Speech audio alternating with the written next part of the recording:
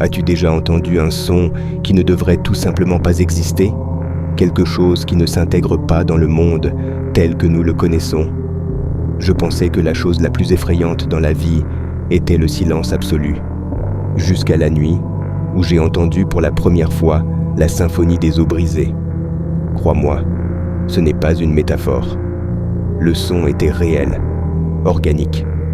Un craquement sec, suivi d'un grincement traînant, comme si quelque chose se reconstruisait pièce par pièce, ou se démontait lentement. C'était le son qui a changé ma vie à jamais. Tout a commencé lorsque j'ai emménagé dans un vieil appartement au centre-ville.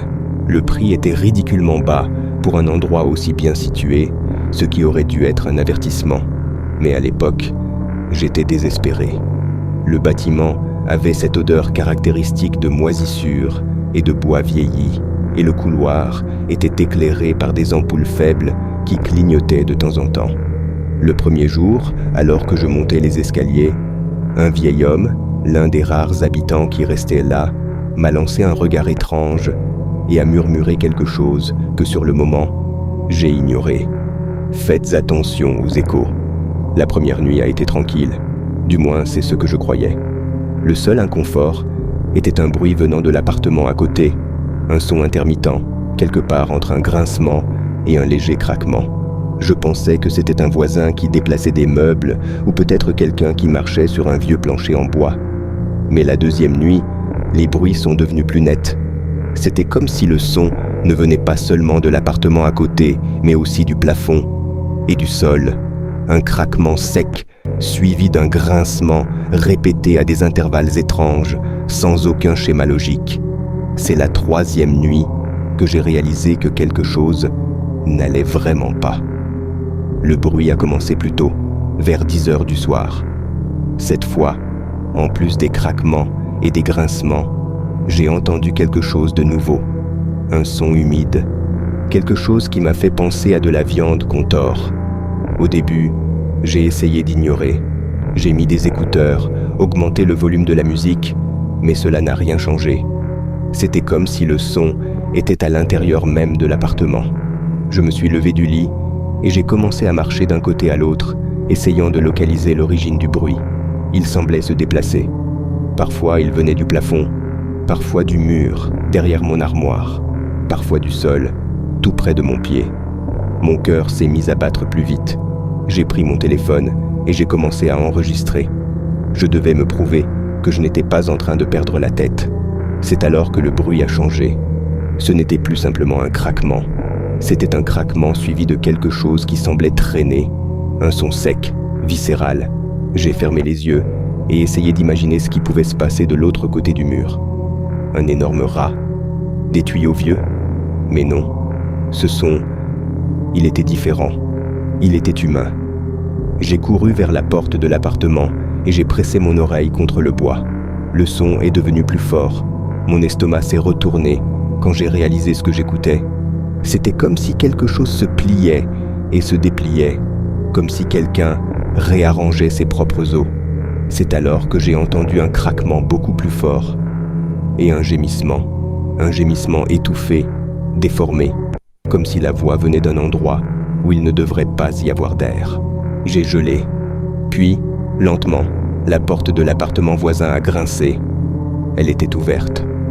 Le couloir était sombre, mais je pouvais voir quelque chose se déplacer dans l'ombre.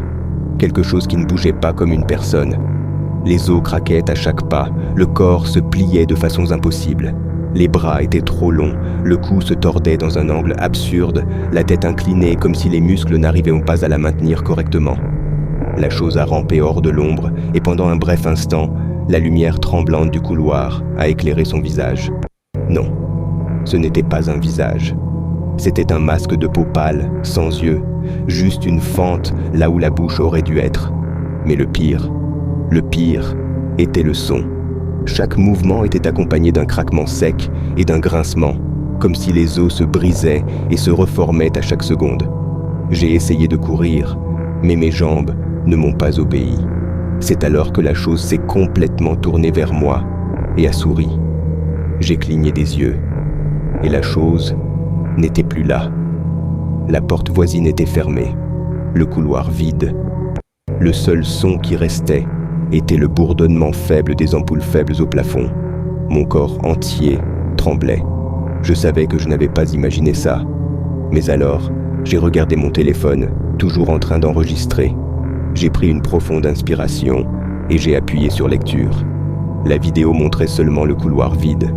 Mais le son était une autre histoire. Le son était net, un craquement d'os, un grincement et un rire. Un rire aigu, perçant, comme du verre qui se brise. Mon propre gémissement d'horreur était enregistré à la fin de l'enregistrement, avant que je ne me précipite dans mon appartement. Je n'ai pas dormi cette nuit-là. Le matin suivant, je suis allé à l'administration de l'immeuble. J'ai demandé à propos du voisin de l'appartement voisin. Le concierge m'a regardé d'un air étrange. Je n'ai pas répondu. Je suis juste sorti. J'ai rangé mes affaires et je ne suis jamais revenu. Mais il y a quelque chose que je dois dire. Quelque chose que je n'arrive toujours pas à expliquer. Cette nuit, déjà dans ma nouvelle maison, alors que je révisais les fichiers de mon téléphone, j'ai remarqué un détail. La vidéo était muette. Aucun son, aucun craquement, aucun rire. Juste un silence absolu. Mais alors, à la fin, juste à la dernière seconde, un léger grincement. Comme si quelque chose, quelque part, m'écoutait encore. Et je jure, mon épaule a craqué toute seule quand j'ai entendu ce son.